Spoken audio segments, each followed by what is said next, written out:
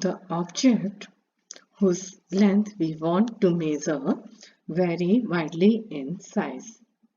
That is, we want to know the size of moon, earth, sun, etc. or distance between them. On the other side, we also want to know the size of atom, molecule, etc. That is, the length we want to measure vary from size of nucleus to the size of universe. Same method can't be used to measure all type of length. So the measurement of length classified into two categories, direct method and indirect method. Direct method involves the use of meter scale, vernier caliper, screw gauge or spirometer. Meter scale or the ruler is used to measure the distance from 1 millimeter to 100 meter. To measure the distances in kilometer on road, odometer is fixed in a car, bus or the other vehicles. If we want to measure the distance lesser than 1 millimeter, then we use vernier caliper and it is the diagram of vernier caliper. To measure the distance up to 0.01 millimeter, we either use the screw gauge or the spirometer.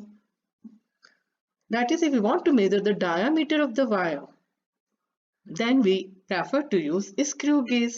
To find out the radius of curvature of the lens and the mirror, etc., we use spirometer.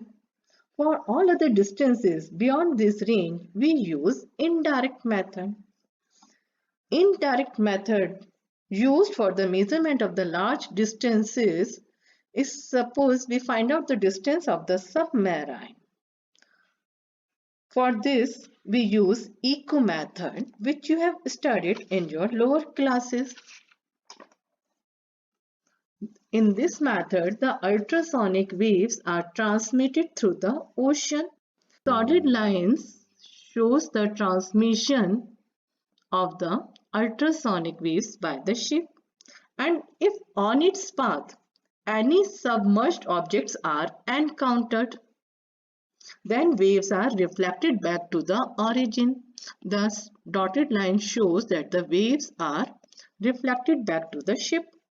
The time of sending the wave and the time of receiving the wave is worked out, and the distance of the submerged object is found out by the formula S is equal to V into T by 2, where S is distance, V is the velocity of the wave, and T is the total time taken by wave to travel to and fro.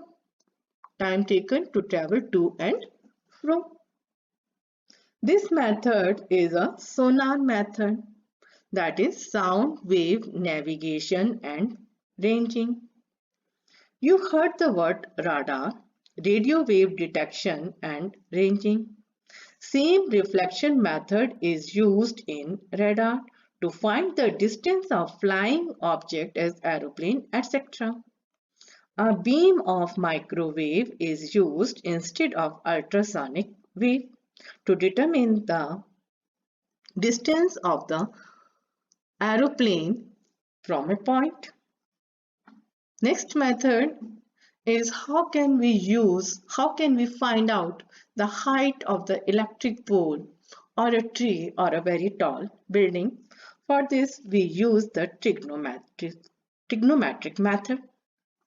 Let AB is an electric pole standing upright on the ground. Let point C be the observation point.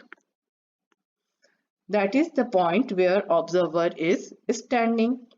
Therefore, BC is a horizontal distance on the ground and it will be measured with the help of measuring tape. Let this distance is x, and angle theta is the angle of elevation. So this angle ACB is theta. According to the trigonometry, tan theta is equal to perpendicular upon base, that is AB upon BC. So AB is equal to BC tan theta. Replacing the BC by the measured quantity x. So AB is equal to x tan theta. Value of x and theta could be determined using measuring tape and sextant. The next method is if we want to measure the height of the inaccessible objects. For example, the mountain, or we want to measure the height of a tree on the other bank of the river. Say it is a symbolic representation of the mountain and PQ is the height. It is not possible to measure the height directly and the length between the points of observation, that is Q and A or Q and B. So we take only 2 points A and B and measure the distance between these 2 points and let it will be x. Theta 1 and theta 2 is the angle of elevations from the 2 points of observation A and B respectively.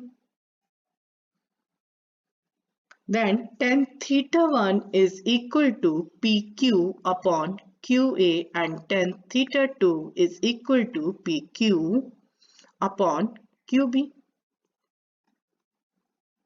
That is QA is equal to PQ upon tan theta 1 and QB is equal to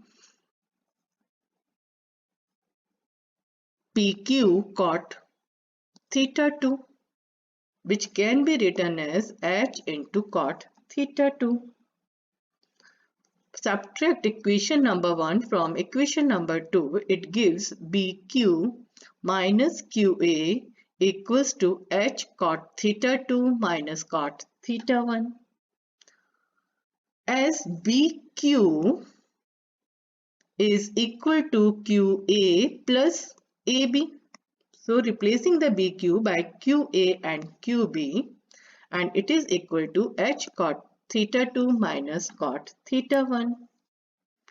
Subtracting these two, it gives AB is equal to H cot theta 2 minus cot theta 1, where the values of x, theta 1 and theta 2 are known and H is evaluated as H is equal to x upon cot theta 2 minus cot theta 1.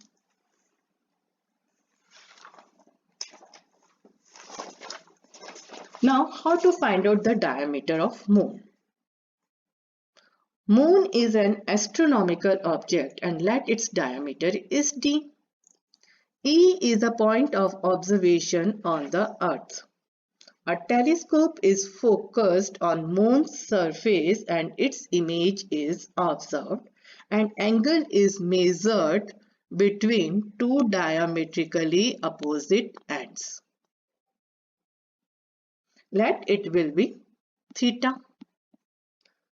The diameter AB of moon is considered as a circular arc whose radius is S.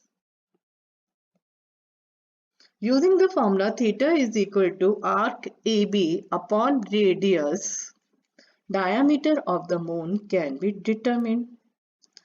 This formula holds good for other bodies only if S is very large and D can be considered as a small arc of radius S.